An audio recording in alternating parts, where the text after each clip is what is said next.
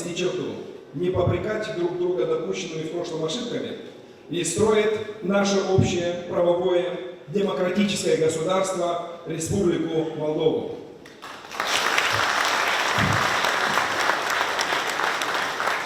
Именно в этом государстве мы будем все едины в качестве граждан этой страны. И надо понимать, что мы все находимся в одной лодке, которая не может плыть одновременно в нескольких направлениях. Мы должны научиться жить своим умом и очень критически относиться к подсказкам и советам со стороны.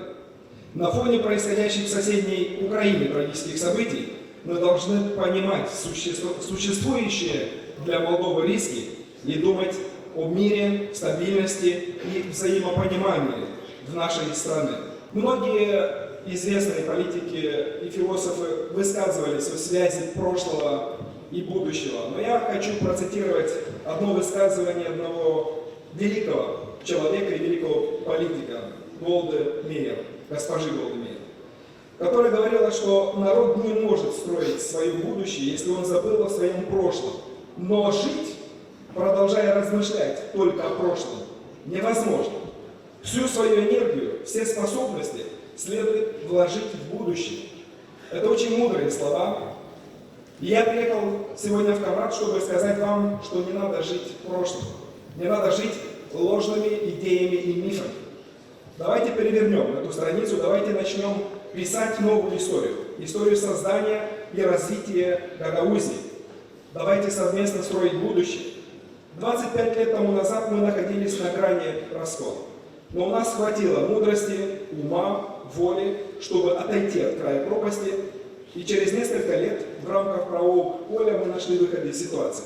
Гагаузия получила автономный статус. Есть политики в Кишиневе, которые говорят сейчас, что много дали прав. Есть политики в Камраде, которые сейчас считают, что мало дали прав. Скажу свою позицию. Это пустой и непродуктивный спор. Давайте не об этом сегодня вести дискуссию. Давайте начнем разговор о том, как сделать жизнь людей лучше, как создавать новые рабочие места, как повышать пенсии и зарплаты, как улучшать образование и медицинское обслуживание, как строить новые, хорошие дороги и ремонтировать старые, как обеспечить старикам достойную старость, а молодому поколению дать шанс на достойное будущее. И вот в этом процессе мы поймем, какие и сколько прав нужно, кроме тех, которые гарантированы законом